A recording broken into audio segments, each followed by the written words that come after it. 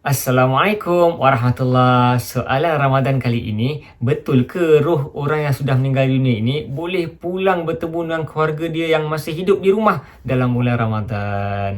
Biasa cerita-cerita macam ini dikongsi oleh keluarga kita, dikongsi oleh rakan-rakan kita yang di mana roh ini diberi izin oleh Allah Subhanahu Wa Taala, kemudian mereka boleh pulang berjumpa dengan keluarga dalam bulan Ramadan. Cerita ini langsung tidak ada asasnya, langsung tidak berlandaskan dalil maupun daripada Al-Quran ataupun hadis Nabi Muhammad sallallahu alaihi wasallam. Ya, jadi cerita ini tidak benar dan tidak betul. Kita lihat kepada konsep kematian itu sendiri.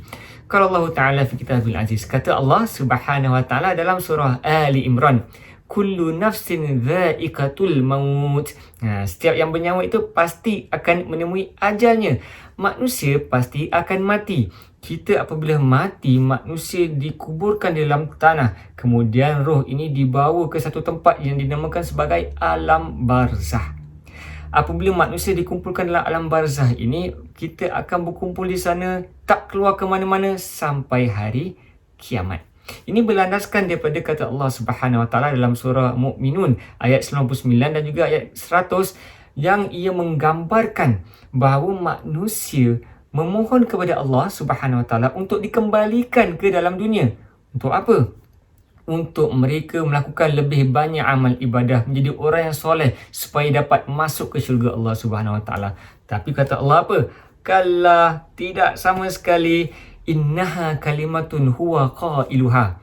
Inilah kata-kata daripada mereka. Ini mereka adalah hamba-hambanya yang di mana mereka menyesal dengan diri mereka. Di dunia Allah berikan peluang untuk masuk ke syurga, buat perkara ini, tetapi mereka tidak lakukan. Maka mereka melakukan maksiat. Lalu apabila sudah meninggal dunia baru menyesal. Kata Allah lagi apa?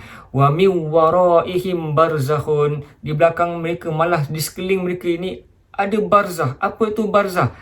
Ia adalah dinding ataupun kata orang tu pemisah untuk kita keluar ke dunia alam kehidupan. Maknanya apabila kita sudah meninggal dunia, roh-roh ini dikumpulkan, dikurung di dalam alam barzah dan tak boleh keluar. Sampai bila? Disambung lagi, ila yaumi yub'atsun, sampai hari kebangkitan, iaitu hari kiamat.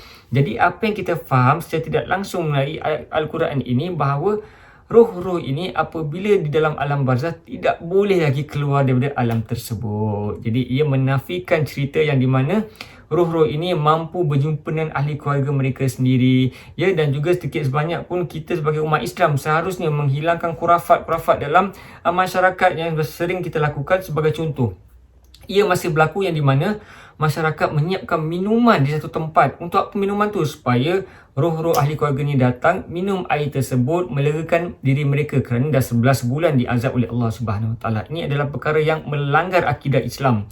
Dan juga selainnya yang di mana kita beritahu kepada keluarga bahawa kemaskan rumah, ya, rumah jangan kasih kotor dan sebagainya kerana arwah ibu nanti datang pada bulan Ramadan. Ini adalah perkara-perkara yang tidak ada asas, tidak ada dalil yang menunjukkan bahawa adalah perkara ini benar-benar terjadi. Tidak ada asas pun. Dan ini supaya kita menjadi orang yang lebih peka dalam memahami agama Islam ini. Janganlah kita melakukan perkara yang tidak tahu asasnya. Apa yang boleh kita lakukan untuk mereka? Seharusnya kita berdoa kepada Allah Subhanahu Wa Taala untuk ahli keluarga kita yang sudah pun meninggal dunia. Khususnya dalam bulan Ramadan ini, kita mohon pengampunan daripada Allah Subhanahu Wa Taala untuk diri kita dan juga ahli keluarga kita yang telah pun meninggalkan dunia. Semoga video ini mendapat manfaat sebaiknya. Kita bertemu lagi di lain video. Semoga Allah SWT menjadikan kita insan yang sempurna, insan yang akan menuju ke syurga yang kekal abadi. Selamat beramal dan selamat menyambut Ramadan yang penuh berkat ini. Assalamualaikum warahmatullahi wabarakatuh.